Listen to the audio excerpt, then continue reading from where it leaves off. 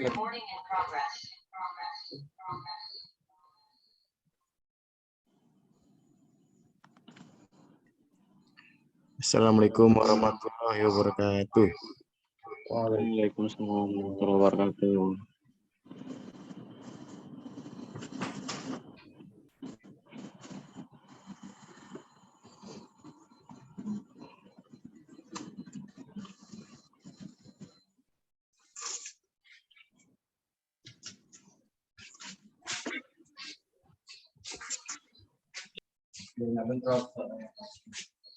Bismillahirrahmanirrahim. Nama saya Rizky Maulana dari kelompok pembangkit listrik tenaga biomasa atau PLTBM.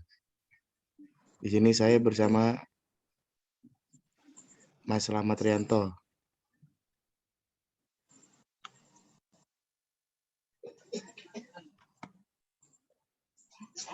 Silakan Mas Slamet Rianto dibaca dulu.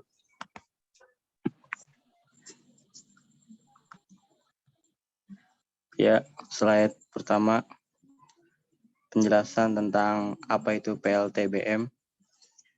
Pembangkit listrik tenaga biomasa atau PLTBM adalah pembangkit listrik yang menggunakan bahan bakar yang dikonversikan dari bahan biologis dan organik. Next. Contoh biomasa. Biomasa adalah bahan organik yang dihasilkan melalui proses fotosintetik, baik berupa produk maupun buangan. Contoh biomasa antara lain adalah tanaman, perpohonan, rumput, ubi, limbah pertanian, limbah hutan, tinja, dan kotoran ternak. Cara kerja PLTBM, pembangkit listrik tenaga biomasa. Mengingat karakteristik sampah yang bermacam-macam, maka sistem pembangkit listrik tenaga biomasa menerapkan teknologi GALVAT, yaitu gasification, landfill, and anaerobic digestion. Cara ini dimanfaatkan untuk mengubah limbah menjadi energi bernilai ekonomis sesuai dengan sifat sampah yang diolah. Next. Proses. Yang pertama yaitu pemilahan sampah. Tahap awal yang perlu dilakukan adalah memisahkan sampah basah dan kering menggunakan floating tank atau metode lain, seperti penggunaan SDM yang paham mengenai tahap ini. Pencacahan sampah. 2. Setelah dipilah, sampah dicacah menggunakan mesin pencacah agar ukurannya sama. Untuk sampah basah akan dilakukan proses pengeringan, kemudian dicacah dengan shredder. 3. Proses pembakaran. Sampah selanjutnya dimasukkan ke dalam tangki reaktor gasifer. Suhu pada proses pembakaran awal adalah 100 derajat Celcius sampai 200 derajat Celcius. Pada proses pembakaran selanjutnya, limbah dimasukkan ke dalam pirolisa bersuhu 200 derajat Celcius sampai 500 derajat Celcius. Limbah hasil pembakaran akan menghasilkan gas yang mengandung CO atau karbon monoksida, CO2, karbon dioksida, CH4, metana, H2, hidrogen. Selanjutnya dilakukan oksidasi yang menghasilkan gas CO dan energi panas.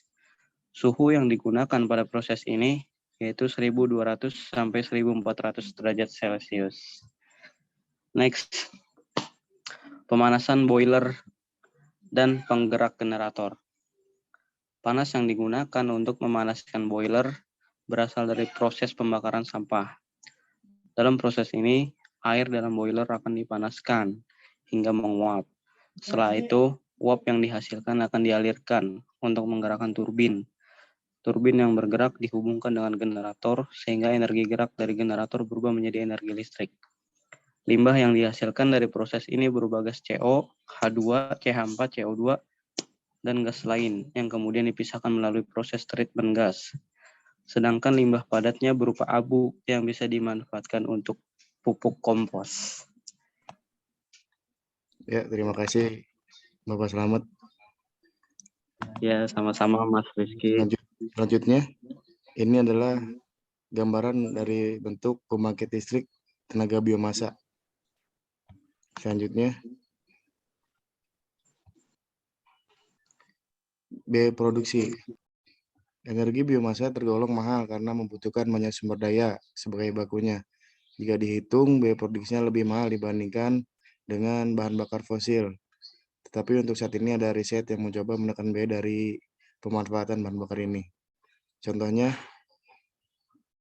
pemerintahan meresmikan pembangkit listrik tenaga biomasa pertama di Asia. Kita lihat, Menteri Bambang mengatakan PLTBM hemat biaya penyediaan listrik sampai 14 miliar per tahun. Selanjutnya, keuntungan. Keuntungan dari PLTBM ini pertama minim limbah organik, mengurangi efek rumah kaca, dan mengurangi ketergantungan bahan bakar fosil. Selanjutnya, kelemahannya. Kelemahannya antara lain adalah kebocoran pada gas, lalu proses pembakaran yang menyebabkan pencemaran udara atau polusi udara. Sekian dari kelompok kami. Selebihnya mohon maaf. Wassalamualaikum warahmatullahi wabarakatuh.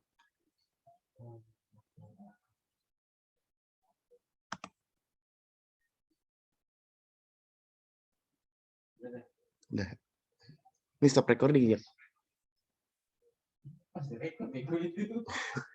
Ini stop. Stop.